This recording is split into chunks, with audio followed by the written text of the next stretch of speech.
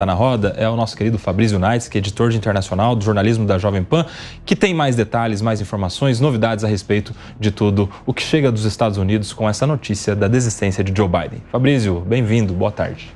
Boa tarde, Kobayashi, pessoal do Tá na Roda, todos que acompanham a programação da Jovem Pan News. Uma notícia que pegou o mundo de surpresa, mais ou menos, porque já havia uma expectativa de que Joe Biden pudesse anunciar a desistência da campanha da reeleição para a presidência dos Estados Unidos neste domingo. A gente já tratava deste assunto ao longo de toda a programação da Jovem Pan durante a semana. Crescia essa expectativa para que ele anunciasse a desistência, isso desde o atentado contra Donald Trump no sábado retrasado, lá na cidade de Butler, na Pensilvânia, depois do seu diagnóstico de Covid-19, que forçou ele a ficar isolado na sua casa em Delaware durante os últimos dias. E aí vinham conversas com apoiadores, com pessoas próximas do Partido Democrata, que teriam ali tentado convencê-lo a desistir da campanha eleitoral. Tamanha a dificuldade que o partido encontra nesse momento para conseguir frear a campanha de Donald Trump e do Partido Republicano em geral. Trump, que teve a sua candidatura confirmada na convenção nacional em Milwaukee, no Wisconsin, na última quinta-feira, quando ele se pronunciou pela primeira vez desde o atentado, um pronunciamento televisionado pela primeira vez desde o atentado, também confirmou o nome do seu vice, J.D. Vance, e agora chegam aqui informações a todo momento. Nós temos aqui o seguinte: primeiro, Biden, antes de tomar essa decisão de abandonar a sua candidatura à reeleição, ele conversou com Chuck Schumer, que é um dos principais líderes democratas no Congresso americano, pedindo ali uma espécie de aconselhamento, perguntando qual que era a situação de momento, se seria o mais viável ou não ele abandonar essa disputa, e aí sim, então, a confirmação que Biden deixa as eleições neste ano. Pelo menos 2 governadores democratas já se manifestaram publicamente. Andy Beshear, que é do estado de Kentucky, até visto como um nome da sucessão democrata a Joe Biden, um nome muito bem cotado dentro do partido, segundo pesquisas, segundo inclusive nomes fortes entre os democratas no Congresso, e também Jared Polis, governador pelo estado do Colorado, já mais ali para o oeste dos Estados Unidos. Os dois agradeceram a participação de Joe Biden, o empenho de Joe Biden ao longo dos últimos 4 anos e agora também nesses meses de pré-campanha, e afirmam que essa é de fato a melhor decisão para o país. Já há também uma sinalização vinda desses 2 nomes em torno da candidatura de Kamala Harris. Alguns membros do Partido Democrata ainda não falam publicamente de Kamala.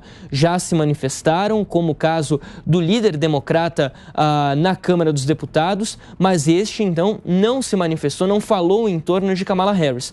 Andy Beshear e Jared Polis, esses já deram sinalizações maiores ao nome da atual vice-presidente, que recebeu o apoio formal de Joe Biden para assumir a candidatura e concorrer à presidência contra Donald Trump lá em novembro. A expectativa é de que Kamala fale como candidata à presidência apenas após um discurso de Joe Biden, que deve acontecer durante esta semana, como ele se manifestou na carta que foi publicada agora há pouco pelas redes sociais. O que precisa acontecer, então, para que Kamala seja confirmada como candidata democrata à presidência, o que seria uma candidatura histórica da primeira mulher afro-americana à presidência dos Estados Unidos? Primeiro, nós temos a convenção democrata agora em agosto, daqui exatamente um mês. Começa no dia 19 e vai até o dia 22 de agosto na cidade de Chicago, estado de Illinois, uma das cidades mais importantes dos Estados Unidos, uma das maiores cidades dos Estados Unidos.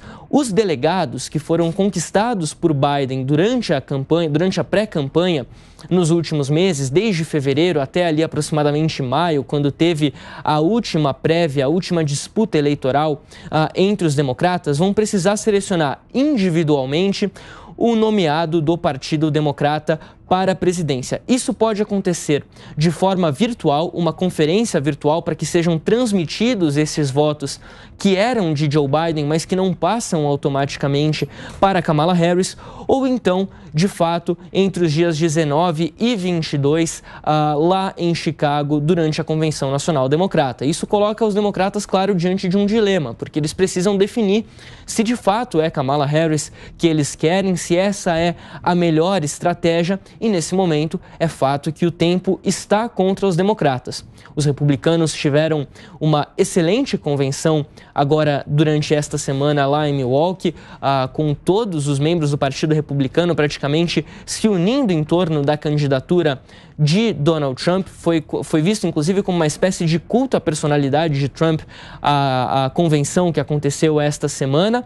E o partido, claro, larga na frente, porque nesse momento tem um candidato à presidência, algo que agora, domingo, 16 horas e 18 minutos pelo horário de Brasília, os democratas não possuem, tal qual os republicanos têm um candidato à vice-presidência. Joe Biden se comprometeu a ficar no mandato até o final, até 20 de janeiro, quando toma posse o novo presidente americano, independente de quem seja. Porém, já há vozes, inclusive da oposição, pedindo que ele renuncie imediatamente ao cargo. É o que fez agora há pouco o presidente da Câmara, Mike Johnson. Ele, que é republicano, disse que Biden não tem condições, de fato, de permanecer na presidência, permanecer na Casa Branca, já que ele admite que não tem condições nem mesmo, então, de concorrer à reeleição. Agora há pouco saiu também uma atualização importante vinda de dois nomes fortes do Partido Democrata: o ex-presidente Bill Clinton, que foi presidente na década de 90, eleito e reeleito pelo Partido Democrata, e a ex-secretária de Estado e também ex-candidata democrata à presidência, Hillary Clinton. Os dois publicaram uma nota conjunta agora há pouco pelas redes sociais, agradecendo o serviço de Joe Biden à frente da presidência dos Estados Unidos, falando que ele capitaneou uma extraordinária carreira de serviço com uma presidência que levantou os Estados Unidos, que tirou os Estados Unidos, melhor dizendo, de uma pandemia sem precedentes, criou milhões de empregos, reconstruiu uma economia fragilizada, fortaleceu a democracia e também restaurou a força dos Estados Unidos perante o mundo.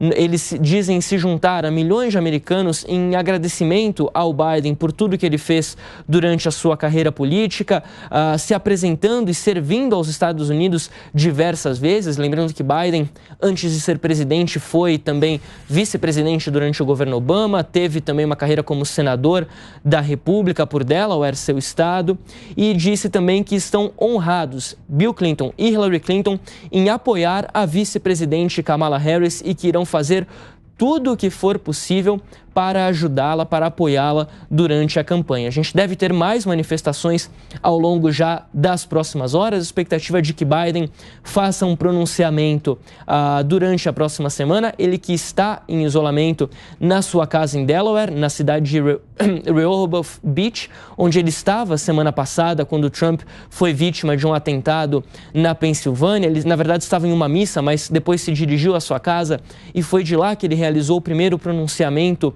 ao público após o atentado. E agora então a gente vai aqui acompanhando todas as manifestações de líderes democratas, líderes republicanos. Trump também, que já se pronunciou dizendo que Biden não tinha condições de concorrer à reeleição, não estava apto a concorrer à reeleição e que também não está apto a permanecer na presidência. Claro que essa declaração de Trump já tem um certo cunho eleitoral, de querer manchar a imagem do Partido Democrata por conta de uma desorganização que parece muito óbvia e, sem dúvidas, uma pressão que vinha crescendo contra Biden desde o debate no final de junho, um debate que ele propôs, inclusive, a Donald Trump, chamou Donald Trump publicamente para esse debate, foi alvo ali de uma espécie de um massacre durante o debate. Foi assim que a opinião pública acabou vendo a participação de Biden, que culpou o seu cansaço, as viagens que ele havia feito para a Europa semanas antes, dias antes, disse que quase dormiu durante o debate, de tão cansado que estava. A pressão vinha se intensificando, houve uma manifestação essa semana da Nancy Pelosi, que é ex-líder democrata na Câmara dos Deputados e uma das principais aliadas de Biden durante a sua presidência, também durante a sua campanha em 2020, certamente também outra que deve se manifestar em breve. A gente vai trazer essas repercussões por aqui, Nelson.